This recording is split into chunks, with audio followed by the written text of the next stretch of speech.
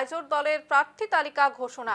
11 জনের প্রার্থী তালিকা ঘোষণা রায়জোড় দলের। কংগ্রেসের 42 জনের প্রার্থী তালিকার পরেই রায়জোড় দলের তালিকা ঘোষণা। পূর্ব গোয়ালপাড়া থেকে আব্দুর রশিদ মণ্ডল, জালুকবাড়ি থেকে রমিন বরঠাকুর এবং মানুষ থেকে অঞ্জন তালুকদার, দলগাঁও থেকে আজিজুর রহমান, ধিং থেকে মেহবুব মুক্তার, তেজপুর থেকে অলোকনাথ, শিশিবরগাঁও থেকে দুলাল চন্দ্র বড়ুয়া এবং মার্ঘারিটা থেকে রাহুল ছেত্রী, ডিগবয় থেকে লক্ষ্যজ্যোতি গগৈ এবং মরিয়নি থেকে ডক্টর জ্ঞানেশ্রী বরা এবং বোকাখাত থেকে রতন দাও। কিন্তু রায়জোড় দলের প্রথম প্রার্থী তালিকায় নেই সভাপতি অখিল গগৈয়ের নাম। মিত্রতা না হলে হারার ভয়ে শিবসাগর ছেড়ে কোনো সংখ্যালঘু কেন্দ্র থেকে নির্বাচন খেলার সম্ভাবনা অখিল গগৈয়ের এবং 11 কেন্দ্রে প্রার্থী দিয়ে সেই জন্য শিবসাগরের জন্য কংগ্রেসের সবুজ সংকেতের অপেক্ষা করছে গগৈ। রায়জোড় দলের প্রার্থী তালিকা ঘোষণা এবং 11 জনের প্রার্থী তালিকা ঘোষণা রায়জোড় দলের। কংগ্রেসের 42 জনের প্রার্থী তালিকার পরেই রায়জোড় দলের তালিকা ঘোষণা। কিন্তু যে ছবি উঠে আসছে, রায়জোড় দলের প্রথম প্রার্থী তালিকায় নেই সভাপতি অখিল গগৈয়ের নাম। খবর সম্পর্কে আরো বিস্তারিত জানবো এই মুহূর্তে সরাসরি ফোন লাইনে রয়েছে আমাদের নিউজ এডিটর মানস রায়। মানসদা, যে খবর উঠে আসছে একেবারেই রায়জোড় দলের প্রার্থী তালিকা ইতিমধ্যেই ঘোষণা করা হয়েছে, কিন্তু সেই তালিকাতে নাম নেই অখিল গগৈয়ের। হ্যাঁ রূপালী, রাইজোড় দলের যে 11 জনের তালিকাটা প্রকাশ পেয়েছে সেখানে অখিলের নাম নেই। অখিল এখনো আসলে সেই আঁতাতের আশায় বসে আছে, কংগ্রেসের সঙ্গে আঁতাতের আশায় বসে আছে। তবে একটা কথা যদি ওই তালিকাতে আমরা খুব সূক্ষ্মভাবে দেখি তাহলে দেখবো যে কংগ্রেসের 42টা আসনের যে প্রার্থী তালিকা আর রাইজোড় দলের যে 11টি আসনের প্রার্থী তালিকা, সেখানে একমাত্র মার্ঘেরিটা ছাড়া কংগ্রেসের যেখানে যেখানে প্রার্থী দিয়েছে সেখানে কিন্তু রাইজোড় দল প্রার্থী দেয়নি।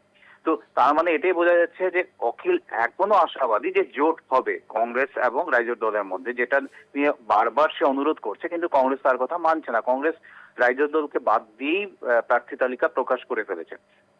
দ্বিতীয় কথা, একটু আগেই আমার কথা হয়েছে রাইজোড় দলের যে প্রার্থী রাহুল ছেত্রী, মার্ঘেরিটার প্রার্থী রাহুল ছেত্রীর সঙ্গে আমার কথা হয়েছে। রাহুল খুব ইয়াং এনার্জেটিক ফ্রি ফ্র্যাঙ্ক কথাবার্তা বলে ছেলেটা। ও বলছে ও ভীষণ কনফিডেন্ট যে ওই মার্ঘেরিটা কেন্দ্র থেকে ও 3 থেকে 5,000 আসন মানে ভোটের ব্যবধানে জয়ী হবে। আরেকটা জিনিস যেটা আমরা জানতে পেরেছি সেটা হলো যে এই যে কংগ্রেসের যে পরিবারতন্ত্র নিয়ে কিন্তু যথেষ্ট ক্ষোভ রয়েছে। কারণ মার্ঘেরিটার সাংসদ হলেন প্রদ্যুৎ বরদলৈ, আর প্রদ্যুৎ বরদলৈ নিজের ছেলেকেই সেখানে প্রার্থী দাঁড় করিয়েছেন। তো এই আরো বিভিন্ন আসনে কংগ্রেস এরকম ভাবে মোট 8টি আসনে কংগ্রেসের মানে আগের নেতাদের ছেলে বা ছেলের বউকে প্রার্থী করেছে কংগ্রেস দল, আর এটা নিয়ে যথেষ্ট ক্ষোভ আছে। বিশেষ সূত্রে আমি জানতে পেরেছি রাহুলকে নাকি যথেষ্ট ভাবে কংগ্রেসের নেতারা ফোন করে বলছে যে তুমি আসনটা ছেড়ে দাও, তুমি ডিব্রুগড়ে খেলো। কিন্তু রাহুল কোনো মতেই রাজি নয় সেখানে, কারণ তাদের কথা হলো যে পরিবারতন্ত্রটা চলতে পারে না। আরেকটা ইন্টারেস্টিং খবর যেটা হচ্ছে, এটা একটু রাইজোড় দল কংগ্রেসের বাইরের খবর, মানে কংগ্রেসের গৌরব গগৈ জোরহাট আসনে প্রতিদ্বন্দ্বিতা করছেন, কংগ্রেসের যিনি সভাপতি সাংসদ। কিন্তু একটা খবর উঠে আসছে যে সেখানে কেন্দ্রীয় মন্ত্রী পবিত্র মার্ঘেরিটা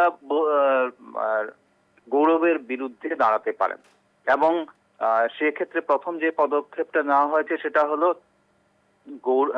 পবিত্র মার্ঘেরিটা ভোটার তালিকায় নাম ছিল, সেখান থেকে নামটা কেটে উনি জোরহাটের ভোটার তালিকায় নাম তুলেছেন, এবং যেখানে 11 নম্বর ওয়ার্ডে যে ওয়ার্ডে গৌরব গগৈ ভোট দেবেন সেই 11 নম্বর ওয়ার্ডেই তার নামটা উঠেছে।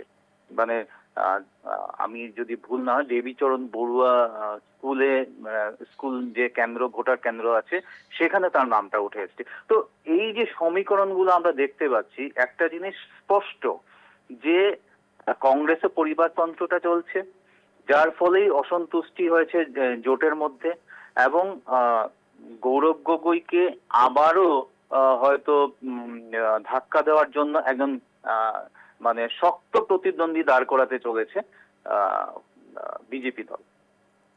একেবারেই মানুষদা, আপনি যেমনটা বললেন যে এই যে মান অভিমানের পালা চলছে, একদিকে পরিবারতন্ত্রের খেলা চলছে, তাহলে কোথাও গিয়ে সাধারণ মানুষের ভূমিকা কোথায়? কারণ দল বা যারা প্রার্থী তাদের সকলেরই একটাই লক্ষ্য থাকে যে সাধারণ মানুষের পাশে দাঁড়ানো এবং সাধারণ মানুষের জন্য কাজ করা, কিন্তু এখানে দেখা যাচ্ছে যে দল বড় নয়, স্বার্থ বড়। অবশ্যই স্বার্থপর, আর তার জন্যই দেখো মার্ঘেরিটাতে প্রতীক বরদলৈর জেতা, সেটা তো সময় বলবে জিততে পারবে কিনা। রাহুল ছেত্রী নিজেই দাবি করেছে যে 3.5 থেকে 5,000 ভোটের ব্যবধানে আমি জিতে আসবো, কারণ রাহুল যথেষ্ট জনপ্রিয় একজন নেতা এবং রাইজোর দল এই সিটটা কিন্তু তাদের জন্য চেয়েছিল কংগ্রেসের কাছে, তো কংগ্রেস ছাড়েনি সিটগুলো। তো এই যে এর প্রেক্ষিতে একটা কথা বলা যায় যে সাধারণত উন্নয়নের ইস্যু ছাড়া লোক আজকালকে ভোট দেয় না। মার্ঘেরিটায় প্রতীক বরদলৈ একদম নতুন মুখ। কোনোদিন সেখানে একমাত্র ডাইনেস্টি রিলেশন ছাড়া আর কোথাও বোধহয় প্রতীক বরদলৈকে কেউ চেনে না। তো এক্ষেত্রে যদি রাহুল যে ওখানকার একজন জনপ্রিয় নেতা, সে যদি দাঁড়ায়, অবশ্যই ভোট সুইং হবেই। কি হতে পারে সেটা তো সময় বলবে, কিন্তু এই মুহূর্তে যা খবর, রাহুল ছেত্রী যথেষ্ট এগিয়ে আছে মার্ঘেরিটা থেকে। বেশ, একেবারেই মানুষদা, আমাদের নিউজ এডিটর সমস্ত বিষয় কিন্তু পুঙ্খানুপুঙ্খভাবে একেবারে বিবরণ দিলেন এবং সম্ভাব্য বিষয়টিও তুলে ধরলেন। আপাতত ধন্যবাদ মানুষ দা।